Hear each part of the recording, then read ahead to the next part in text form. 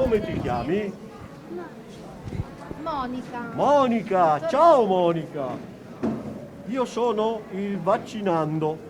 È Vaccinando l'amico speciale dei bambini presenti nel padiglione 6 della Fiera di Padova per il debutto delle vaccinazioni anti-Covid pediatriche. Con il pupazzo, il clown dell'Associazione VIP di Padova e una quarantina di pediatri di libera scelta, i primi a vaccinare bambini che sanno bene cosa stanno facendo, come Gioia e Samuele. Facevo il vaccino perché i miei compagni di classe non volevano essere ammalati, quindi di Covid. Sai, ti senti coraggiosa?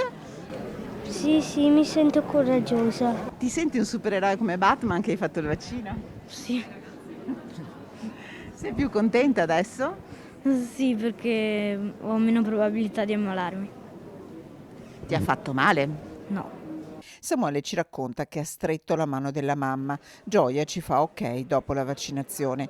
Un sollievo anche per i vertici della sanità padovana. Siamo felicissimi di poter iniziare l'immunizzazione di questa categoria di bambini che, come sapete, ultimamente è stata particolarmente colpita dall'infezione. Colpisce molto anche i bambini questa ondata della pandemia. Sono 300 attualmente le classi in quarantena nel Padovano. Tra ieri e oggi il SISP ha chiuso 2 scuole, le medie di Villa del Conte e una scuola dell'infanzia di Saonara.